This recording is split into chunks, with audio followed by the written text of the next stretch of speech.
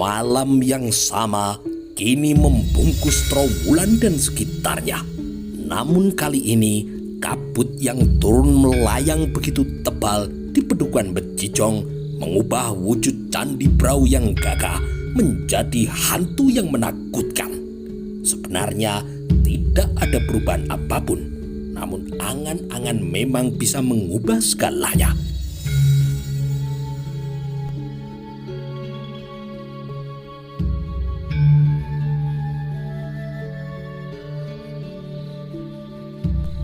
Kabut yang turun itu ternyata tidak hanya di Bejijong.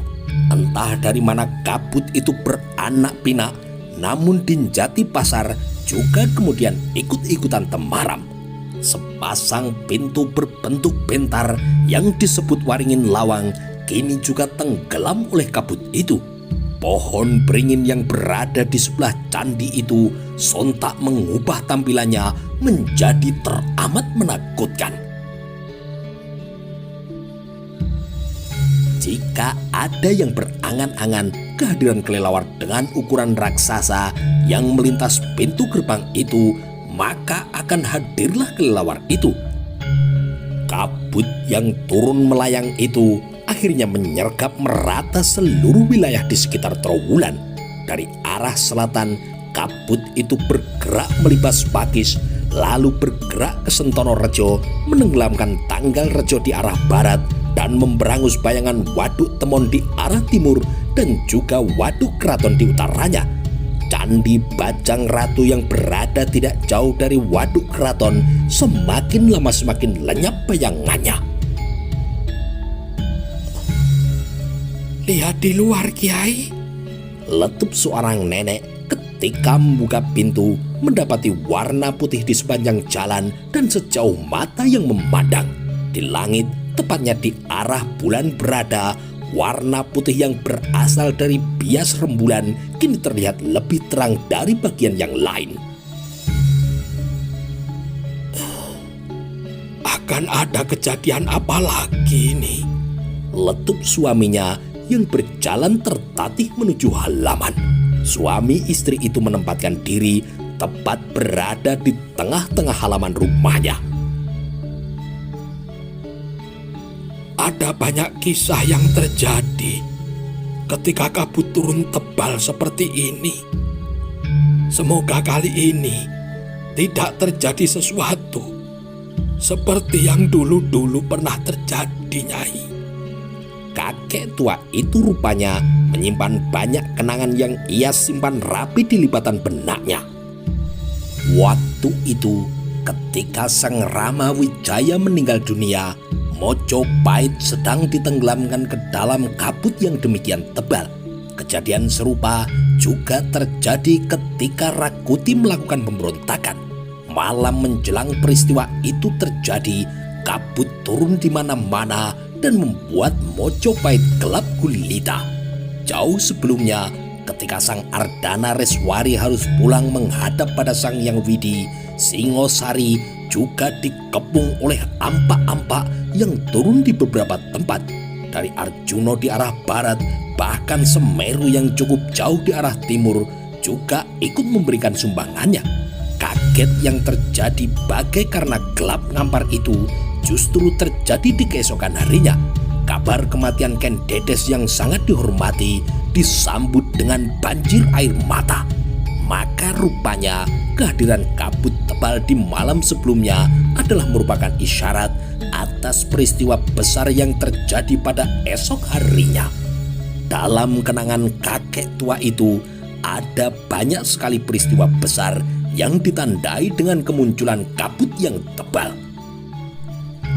Sementara itu, di pusat kota, dua orang prajurit tengah melintas di sisi barat Tambak Segaran. Kedua prajurit itu terheran-heran ketika melihat kabut yang turun dengan sangat pekat, yang akhirnya dengan paksa menghentikan langkah kaki mereka karena tidak mampu melihat jalan beberapa langkah di depan mereka. Namun kini, bukan hanya kabut tebal itu yang mencuri perhatian mereka. Kau dengar itu? Prajurit yang bertubuh tinggi di sebelahnya kemudian juga ikut menelengkan telinga. Suara apa itu? Dari kolam segaran. Kedua prajurit itu kemudian bergegas mendekat ke tepi kolam yang harus dilakukan dengan sangat hati-hati karena mereka tidak bisa melihat apapun. Maka hanya dengan menggunakan telinga, keduanya berusaha untuk menerkanya. Suara perahu. Prajurit yang berbadan kekar itu kini tidak kalah bingung. Perahu yang kemudian melintas pada jarak yang dekat dan bisa ditandai kehadirannya melalui lampu-lampu yang dipasang di tepi-tepinya telah menyebabkan kedua prajurit itu dengan sekuat tenaga berusaha untuk memegangi jantung mereka. Perahu demit. Prajurit yang bertubuh kekar itu ternyata tidak memiliki hati yang kekar. Perahu yang diyakini sebagai perahu demit itu telah merontokkan nyalinya. Namun di sisi yang lain, meskipun terjadi hingar-bingar di dada prajurit yang berpapasan dengan perahu demit ditambah segaran, meskipun segala sudut dan seluruh penjuru wilayah Mojopahit sedang disergap oleh ampak-ampak bedut yang menyebabkan semua orang mendadak kehilangan sebagian besar kemampuan pandangan mereka, ada yang tidak merasa perlu peduli. Bahkan seandainya bumi terbelah pun mereka juga tidak peduli. Dua orang perempuan kini terlihat duduk berhadapan. Yang seorang paruh baya duduk di atas dampar yang merupakan haknya karena ia berkedudukan sebagai seorang permaisuri. Seorang yang lain juga duduk di atas dampar yang lebih rendah namun berukir indah, yang juga adalah merupakan hak gadis cantik itu karena ia adalah Sekar Kedaton Mojopahit, yang karena kedudukannya sebagai putri raja yang terlahir dari permaisuri, ke depan ia akan amat menentukan ke arah mana perjalanan negara Mojopahit sepeninggal Prabu Hayam Wuruk. Perempuan yang membalut diri di balik kain yang tebal itu adalah Sri Sudewi, dan yang duduk tenang di depannya adalah anak gadisnya Kusuma Wardani. Semula kedua perempuan ibu dan anak itu dikelilingi oleh beberapa orang emban yang dengan siap siaga menjalankan perintah apapun yang akan diberikan. Namun karena isi pembicaraan itu sangat pribadi, para emban itu kemudian diminta menjauh. Pintu kini ditutup dengan rapat yang ternyata mampu menghadang ampak-ampak pedut yang tidak terlalu banyak masuk ke dalam ruangan itu. Di ruangan itu, segala pernik di dinding terlihat dengan jelas. Beberapa buah tombak dan pusaka yang diletakkan di sudut ruang juga terlihat sangat nyata. Ada masalah penting apa memanggilku, Kanjeng Ibu? Kusuma Wardani kini memecah kesenyapan.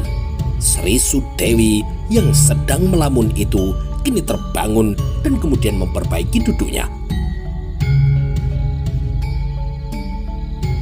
Hanya kau yang bisa ibu harapkan untuk membalaskan sakit hatiku, Wardani, kata permaisuri Paduka Sori. Kusuma Wardani kini mengerutkan kening. Kita harus melakukan sesuatu untuk mencegah jangan sampai tahta Majapahit nanti akan jatuh ke tangan orang yang tidak berhak. Ucapan ibunya itu dengan segera mengundang raut wajah Bre Wirabumi. Orang yang tidak berhak yang dimaksud oleh ibunya itu pasti adalah Bre Wirabumi.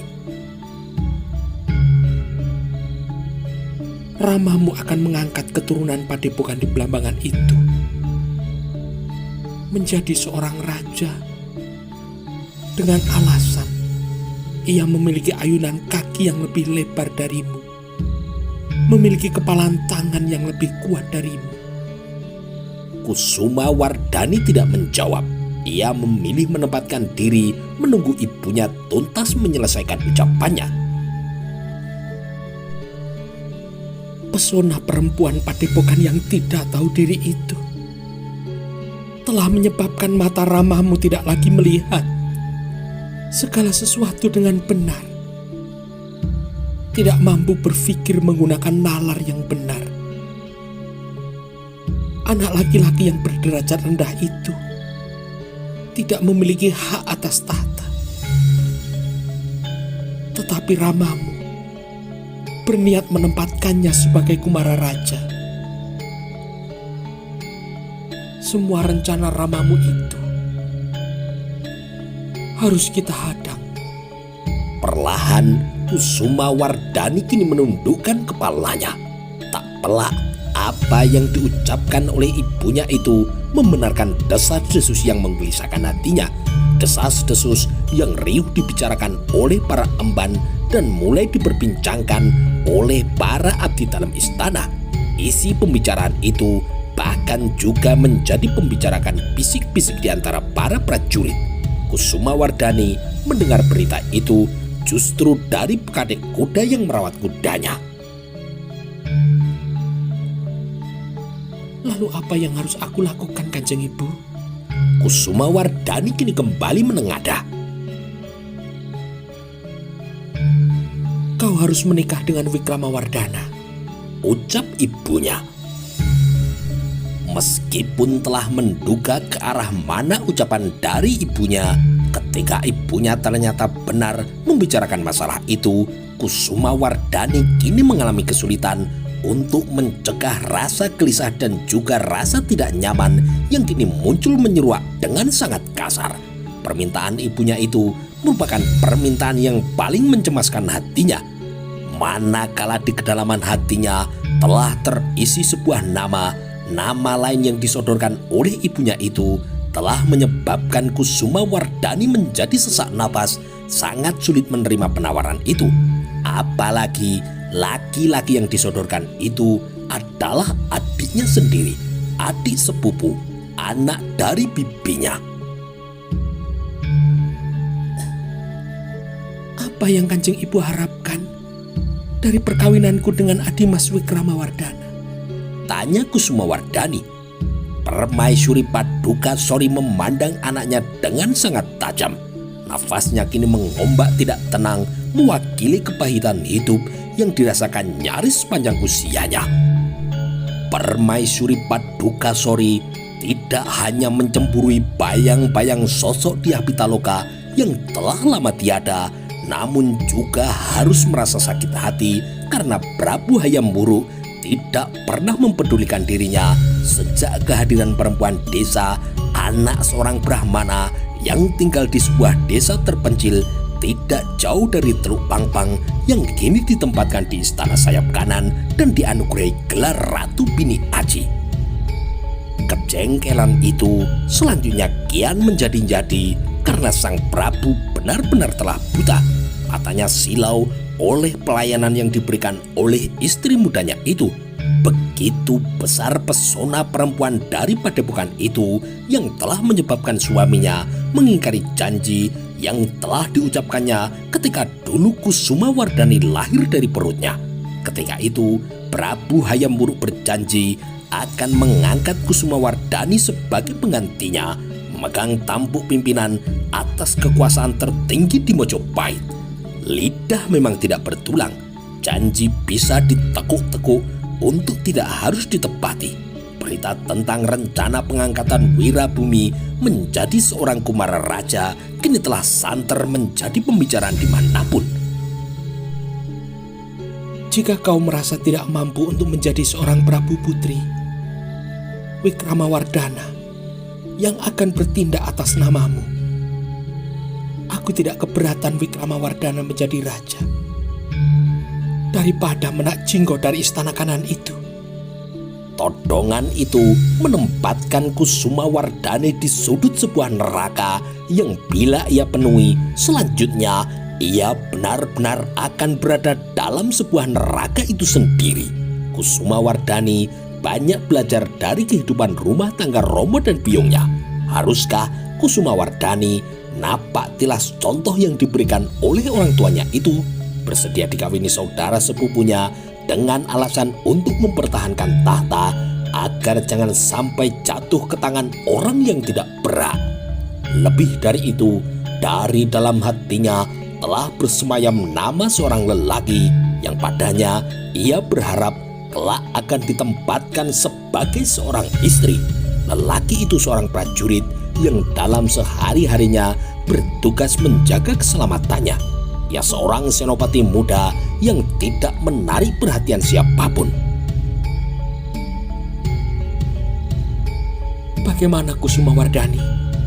Kusumawardhani kini menjadi sangat gelisah. Dengan mata yang mulai berkaca-kaca, Sekar Kedaton yang berwajah cantik dan sangat jelita itu kemudian memandang pada ibunya. Aku mohon maaf Kanjeng Ibu. Aku tidak mau. Lagi pula, apa salahnya jika Ayahanda Prabu menjatuhkan pilihannya kepada Adi Mas Wirabumi? Ucapan dan penolakan itu sontak telah menyebabkan Paduka Sori meradang. Permaisuri Prabu Hayam Wuruk itu tidak bisa menerima ucapan yang bahkan ia rasakan sangat menyakiti hatinya. Disisihkan bertahun-tahun oleh suaminya, menyebabkan hatinya menjadi terluka. Ternyata masih ditambah dengan rencana mengangkat Bri Wirabumi sebagai penggantinya. Kini anak gadisnya malah berpendapat Wirabumi justru sosok yang amat pas untuk diangkat sebagai Kumara Raja yang dengan sendirinya kelak apabila sang raja mangkat atau lengser ke Prabon, siapa yang akan ditempatkan menjadi penggantinya adalah Kumara Raja itu. Jaga mulutmu sebelum berbicara Kusumawardhani, kata Sri Sudewi.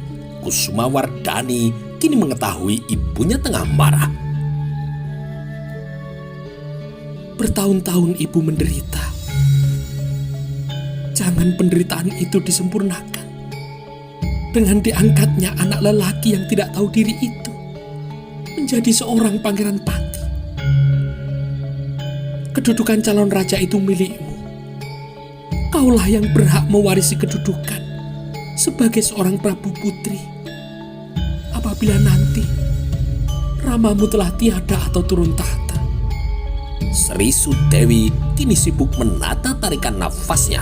Aliran udara yang mengembang-ngembiskan dadanya menjadi pertanda persoalan Kumara Raja itu agaknya merupakan persoalan yang sangat peka dan sanggup mengili-ngili isi kemarahannya. Melihat keadaan ibunya yang marah, Kusumawardhani sampai pada sebuah kesimpulan tidak ada gunanya membantah ucapan dari ibunya itu. Sang Sekar Kedaton itu masih menyimpan kenangan betapa ibunya bisa berteriak-teriak kehilangan keutuhan nalar apabila ia sedang berada dalam tekanan yang tidak tertahankan. Usai berteriak-teriak, nafasnya mengombak-ombak yang apabila kebablasan, otot-otot yang mengikat jantungnya mungkin tidak mampu melaksanakan tugasnya dengan baik. Butuh waktu yang cukup lama bagi Sri Sudewi untuk kemudian meredakan dadanya yang mengombak.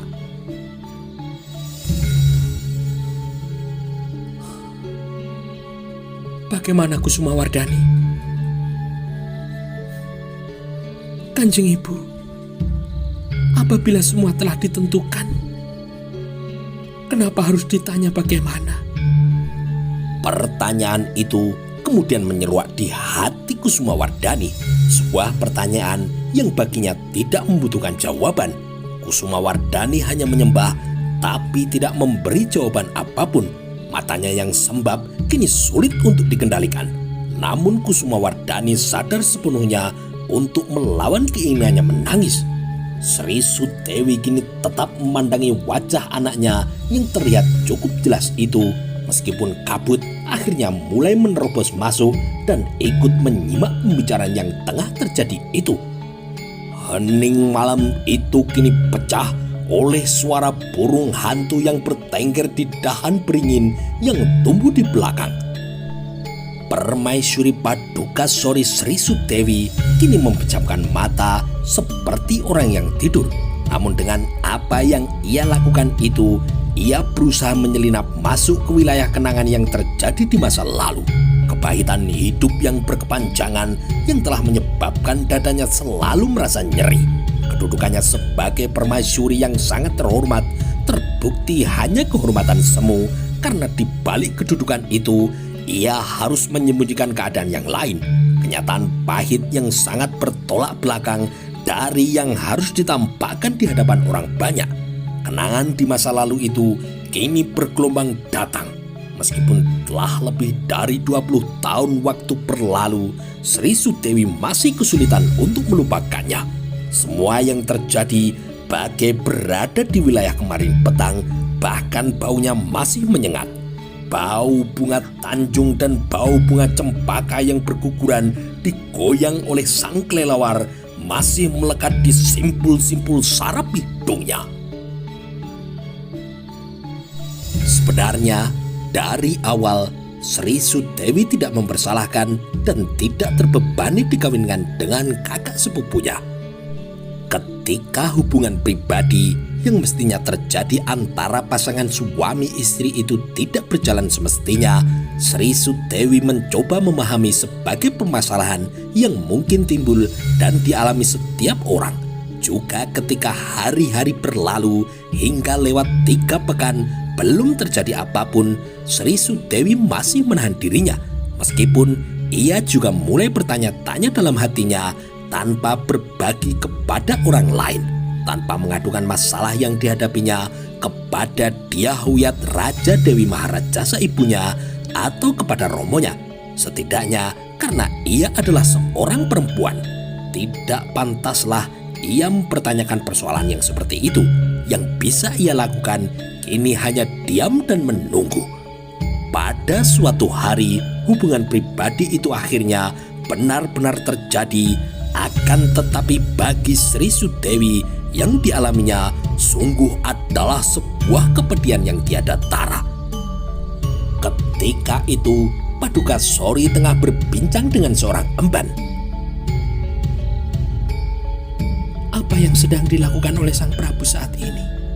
Tanya Sri Sudewi di malam yang tidak mungkin terlupakan itu pada seorang emban muda yang dengan setia menempatkan diri mendampinginya. Emban yang berusia sebaya dan melayani Paduka Sori sejak di usia muda itu sangat santun dalam memberikan sembah penghormatannya. Emban Ragaweni bahkan merupakan teman sepermainan dari permaisuri sejak ia masih bocah. Jika Sri Sudewi memiliki bekas luka kecil di alis kanannya, itu adalah jejak luka yang diberikan Ragaweni ketika berkejar-kejaran. Sri Sudewi yang dikejar tidak mampu menguasai dirinya dan kemudian terjatuh hingga keningnya terantuk pagar dan berdarah. Akibat peristiwa itu, emban bocah Ragaweni tidak diizinkan lagi bermain dengan Sri Sudewi. Namun di lain waktu, Sri Sudewi yang merasa rindu dan sangat cocok bergaul dengan Ragaweni menangis dan minta untuk dipermainkan lagi dengannya. Demikianlah persahabatan dua bocah itu berlanjut hingga dewasa. Ketika Sri Sudewi dikawinkan dengan Hayam Wuruk, yang dengan sendirinya Sri Sudewi menempati kedudukan sebagai seorang permaisuri, Ragaweni menjadi sahabat yang paling berbahagia. Lebih berbahagia lagi karena Sri Sudewi yang tidak mau berpisah darinya kemudian menempatkan dirinya sebagai emban kesayangan. Untuk beberapa jenis pekerjaan, Paduka Sori hanya percaya pada Ragaweni. Hubungan yang amat dekat itu telah menyebabkan di antara para emban ada yang kemudian merasa iri.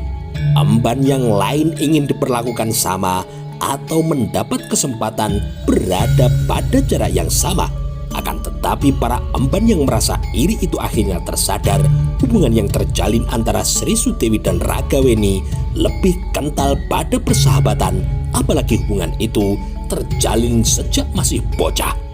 Seperti saat itu, Sri Sudewi hanya ingin berdua dengan Ragaweni. Emban yang lain kemudian diminta untuk beristirahat. Dua orang yang berada di dalam jarak dekat hanyalah dua orang prajurit yang bertugas menjaga pintu bilik.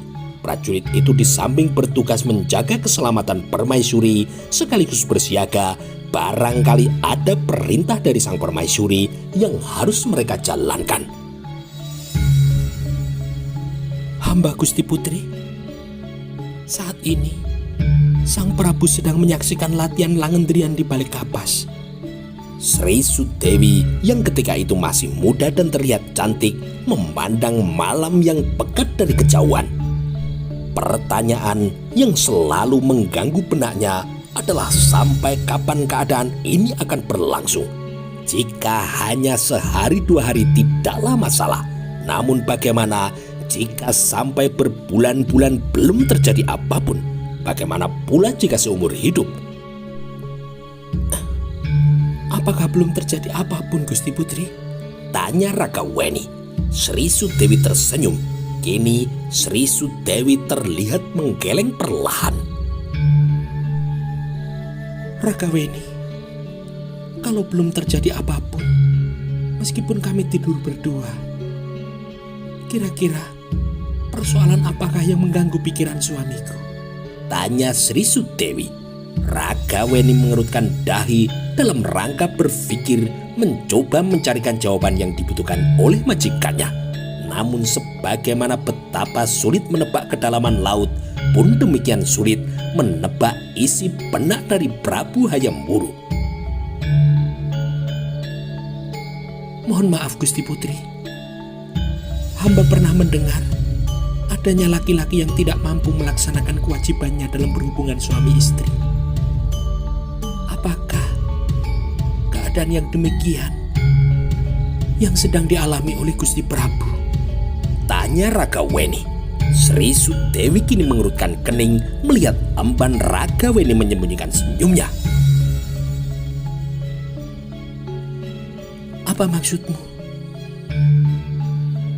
Mohon maaf Gusti Putri. Hamba pernah mendengar cerita tentang laki-laki yang entah mengapa tidak memiliki gairah, lunglai, dan tidak mampu bangun. Sehingga bagaimana Ragaweni? Gusti Putri, apakah hamba harus menjelaskan? Sri Sudewi kini menarik nafas yang panjang. Ragaweni, aku seorang perempuan yang tidak berpengalaman. Aku sama sekali tidak paham dengan apa yang telah kau maksud. Namun kini Ragaweni tidak mempunyai kesempatan untuk menjelaskan karena suara batuk yang datang telah mengagetkannya. Ragaweni dan Sri Sudewi bergegas bangkit mendengar pintu itu dibuka dan kemudian melihat Sang Prabu berjalan terhuyung-huyung dipapah oleh dua orang prajurit. Keadaan Prabu Hayam Wuruk yang demikian benar-benar sangat aneh dan juga mengagetkan. Belum pernah terjadi sebelumnya Sang Prabu berada dalam keadaan seperti itu. Kanda Prabu, letup Sri Sudewi. Prabu Hayam Wuruk tertawa. Namun kali ini suara tawanya terdengar mengombak.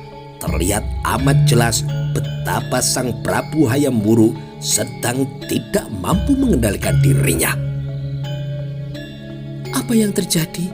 Tanya Ragaweni. Gusti Prabu mabuk, jawab salah seorang prajurit. Sri Sudewi dan emban Ragaweni kini saling memandang. Dua perempuan yang berderajat bagaikan langit dan bumi itu kemudian bertindak cekatan dengan membantu memapah Sang Prabu. Sri Sudewi segera mengurutkan dahi.